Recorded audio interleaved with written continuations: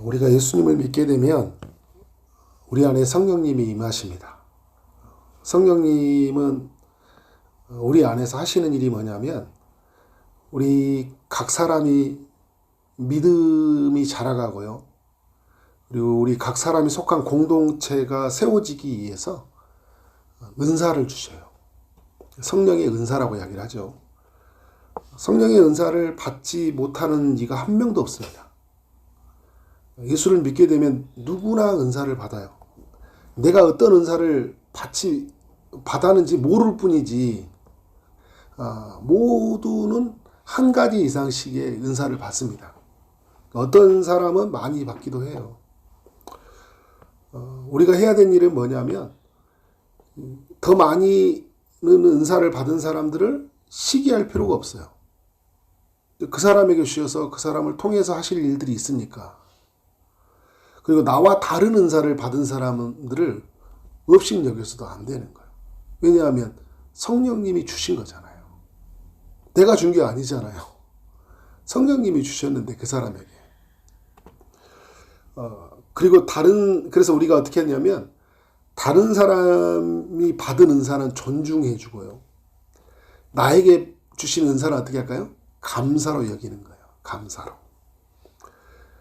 고린도전서 12장, 로마서 12장, 에베소서 4장, 베드로전서 4장을 보면 하나님이 어떤 은사를 주셨는지 크게 설명을 합니다. 우리가 어떤 은사를 받았는지를 좀 확인해 볼 필요가 있어요. 말씀과 기도를 통해서 하나님이 내게 알려주시는 것들이 있고 또 공동체에 모여 있으면 알아요. 은사는. 나에게 어떤 은사가 있는지를 하나님이 알려주세요. 그리고 사람들이 알려줘요. 어떤 일을 섬겨보면 알아요. 그러니까 모여 있을 때 알고요. 섬겨보면 더욱 구체적으로 알아요.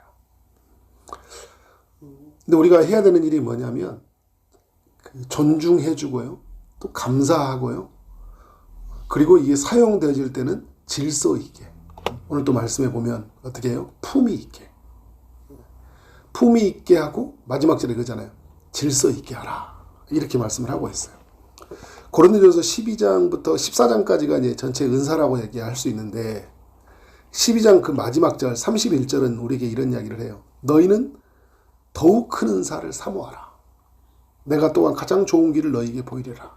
그러니까 우리가 신앙생활을 할 때 하나님 내가 나의 믿음이 더욱 자라고 싶고 공동체를 더욱 온전하게 섬기고 싶습니다. 좋은 은사들. 여러분 저는 설교자이기 때문에 하나님께서 설교할 수 있도록 어떻게 해요? 하나님이 은사를 더욱 주시는 게 낫잖아요. 좋은 거잖아요. 하나님 저에게 설교를 잘 할 수 있도록 성도들의 말씀을 잘 가르칠 수 있도록 잘 이끌을 수 있는 어떤 섬김의 리더십을 부어달라고 그렇게 은사를 사모하는 거는 좋은 거예요. 그런데 여기로 끝나는 게 아니라요. 13장의 말씀이 필요한 거예요. 뭐가 부어줘야 됩니까? 사랑이 부어줘야 돼요. 사랑 없는 은사가 되어서는 안 되는 거예요. 사랑이 빠지면요. 제가 가진 은사가 자랑이 돼요. 그리고 그 은사가요. 공동체를 깹니다. 그래서 사랑이 내 안에서 부어지고 사랑을 남기는 사람이 되게 해달라고 하나님께 구하는 건 너무 중요하죠. 그리고 나서 14장 말씀이 우리에게 주어지는 거예요. 오늘 1절에 보니까 사랑을 추구하며 그러죠. 신령한 것들을 사모하라. 12장 마지막 절과 13장을 전체를 통합해주는 말이에요. 그런데 오늘 말씀에 보면 특별히 애언을 하라, 방언을 하라 이런 이야기가 나오는데 14장에서 애언과 방언, 통역 이제 이런 이야기가 나오는데 많은 은사 중에 이 세 가지 은사가 주로 나와요. 근데 주 내용은 애언과 방언에 관한 내용이에요. 왜 이 두 애언을 14장에서 긴 내용으로 말을 해주고 있는 걸까요? 이 두 은사는 공동체를 세워가는데 너무 은혜스러운 것이지만 이게 전부는 아니에요. 이게 은혜스러운 것이지만 이 두 은사 때문에 공동체의 문제도 많이 일어나는 거예요. 지금도 여러분 많이 일어나죠. 이 두 은사 때문에 시험 들고요. 이 두 은사 때문에 여러 분쟁이 일어나요. 이 부분에 대한 성경적 이해가 필요해요. 그래서 여러분 그냥 성경 없이 막 다 뭐 방언, 애언 이렇게 이야기 가면 안 돼요. 오늘 14장의 말씀에 비춰보니까 방언은 이런 거고 예언은 이런 겁니다. 그죠? 그래서 이것이 어떻게 하는 거예요? 나의 믿음에 유익을 주고 공동체를 세워가는데도 어떻게 하는 거예요? 유익을 끼치는 거예요. 근데 오늘 이제 두 은사에 대한 이해가 필요한데, 특별히 이제 예언의 은사를 이야기할 때, 그 예언의 은사는 여러분 그 미래를 예측하는 게 아니에요. 누군가에게 미래를 이야기해주는 뭐 점괘를 알아두듯이 누군가 당신은 뭐 이런 일을 해야 됩니다. 당신에게는 이런 일이 일어날 것입니다. 이런 게 아니에요. 예언의 은사를 받은 사람들은요. 3절에 보니까 예언하는 자는 사람에게 말하여 뭘 하라냐면 덕을 세우며 라고 이야기하고 있어요. 덕을 세우며 라는 말은 뭐냐면 믿음의 말을 그 사람에게 주어서요. 신앙적으로 성장할 수 있도록 도와주는 거예요. 우리 공동체 안에서. 그러니까 하나님의 말씀을 맡길래, 그죠? 말씀하는 자. 하나님이 나에게 말씀을 맡겨주셨거든요. 그래서 성경의 말씀을 또 하나님의 뜻을 내 안에서 담게 하셔가지고요. 공동체 지체에 있는 사람들에게 신앙의 성장이 도움이 될 수 있도록. 어떻게 하면 공동체와 가까이 갈 수 있고, 어떻게 하면 하나님께로 더 가까이 갈 수 있고, 어떻게 하면 죄를 짓지 않고 살아갈 수 있게 하고, 어떻게 하면 시험에 빠지지 않고 믿음 가운데서 은혜롭게 살아갈 수 있도록 할 수 있을까 도와주는 역할이에요. 그렇게 말하는 사람들이 교회 공동체에 우리가 패밀리 모임을 하고 어떤 공동체 모임을 하면 그렇게 잘 권면해 주는 사람들 있잖아요. 잘 가이드해 줘요. 이게 이제 예언의 은사를 받은 사람들의 모습들이에요. 이제 덕을 세우며 권면하라고 이야기하잖아요. 그러니까 도전과 격려의 말을 해주는 거예요. 현실에 멈춰 있지 않고 하나님 주신 그 비전 가운데서 하나님의 사명으로 갈 수 있도록 어떻게 하는 거예요? 권면하는 거예요. 집사님, 성도님, 이렇게 살면 안 되잖아요. 이렇게 가면 좋잖아요. 근데 아주 그 사람에게 어떻게 하는 거예요? 은혜로운 말들로, 그리고 그 사람의 영혼에서 어떻게 하는 거예요? 그 사람이 잘 세워갈 수 있도록 도와주는 역할을 하는 사람들이에요. 그리고 나서 뭐 한다는 거예요? 위로한다 이야기를 해요. 아픔과 슬픔이 있는 사람들을 다독이고 회복시켜주는 말을 해주는 사람들이죠. 그러니까 당신은 뭐 이걸 버리세요, 이걸 하세요, 막 또 무섭게 말하는 사람도 있어요. 뭐 예언한다고 하면서, 그죠? 엄청 무섭게 말하는 그런 게 아니에요. 여러분. 두려움을 주지 않아요. 위로와 어떻게 하는 거예요? 회복시켜줄 수 있는 말로 다독한다라는 거예요. 그래서 4절에 보니까 그 방언은 말하는 자는 자기의 덕을 세운다는 거잖아요. 자기의 그 신앙을 또 세워가는데 유익하지만 예언하는 자는 교회의 덕을 세운다라는 거예요. 공동체를 어떻게 한다는 거예요? 세운다라는 거예요. 이거 굉장히 중요합니다. 공동체 전체가 유익을 끼쳐요. 그 셀 모임이요. 그 한 사람을 통해서 하나님의 은혜가 흘러가요. 그러니까 어떤 사람들 보면 하나님 말씀을 잘 들어가지고 어떻게 하는 거예요? 잘 읽었던 말씀을 이렇게 막 흘려줘요. 사람들에게. 근데 그 사람이 이 말씀을 보고 집사님 오늘 보내줬던 성경 구절 또 어떤 말씀들 너무 은혜가 되더라. 근데 집사님 생각나서 별 이야기 안 하는 거죠. 집사님 그냥 생각나서 기도하다가 보니까 집사님 생각하니까 이 말씀 생각나대. 그리고 이런 사람들 있죠. 근데 그게 너무 잘 연결이 돼요. 그래서 내가 너무 큰 위로가 되는 거예요. 어떻게 나를 이렇게 이 사람 붙여주셔서 이런 은혜를 깨닫게 하실까. 24절과 25절의 말씀을 보니까요. 어떤 이야기를 하냐면 마음속에서 숨어있는 죄들까지 있죠. 예. 이 숨어있는 25절에 그 마음에 숨은 일들이 드러나게 되므로 예언하는 사람들을 하게 되면 뭔가 말씀을 전해주는데 내 안에서 뜨끔한 죄들의 모습들이 드러나는 거예요. 그 사람이 막 이렇게 책망한 건 아니고 내가 하나님의 말씀을 이렇게 쭉 전해줬어요. 근데 여러분 이제 그래서 예언하는 사람들의 보면 거의 설교자들이 많죠. 교사들, 그죠? 말씀을 가르쳐 주는 사람들이 보면 꼭 그 예언하는 은사들을 가지고 있는 거예요. 그 예언의 은사는 우리 너무 이렇게 생각할 때 막 점괘 보듯이 막 점쟁이처럼 말하는 게 아니고, 그죠? 하나님의 말씀으로 적재적소에 필요한 것들을 알려주시는 거예요. 말씀의 훈련을 받았고. 그래서 은사를 사모하되라는 이야기는 그 말씀, 우리가 받았던 은사들을 더 훈련되고 강화시켜 주는 거예요. 그래서 사람들에게 어떻게 하는 거예요? 적재적소의 말에 아주 필요한 말들을 주게 함으로 말미암아 죄들을 드러나고, 그래서 하나님께 회개하게 하고, 누구하고 가까워지게 하는 거예요? 하나님께 가까워지게 하는 거예요. 죄의 문제 때문에 공동체 안에 못 들어오고 있는 거예요. 그 문제를 해결하게 주게 함으로 인해서 그 사람이 공동체 안에서도 마음 편하게 생활할 수 있도록 도와주는 역할을 하는 거죠. 25절의 내용은 불신자에게도 해당되는 말이에요.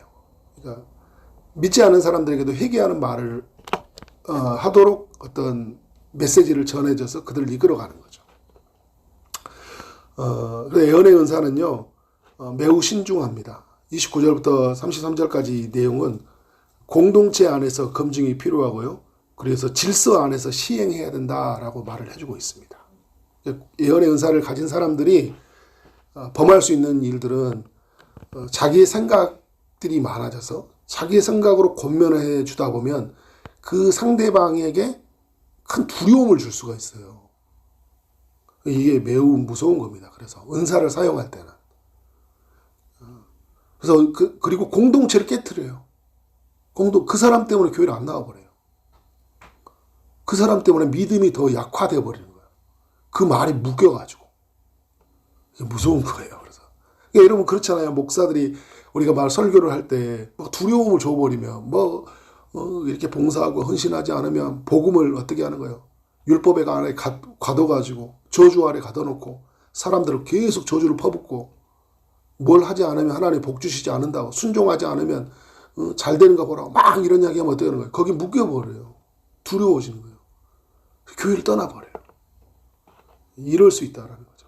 그래서 매우 신중하게 공동체 안에서 잘 검증되어서 해야 된다. 방언에 관한 이야기도 오늘 보면 꽤 많이 나오죠.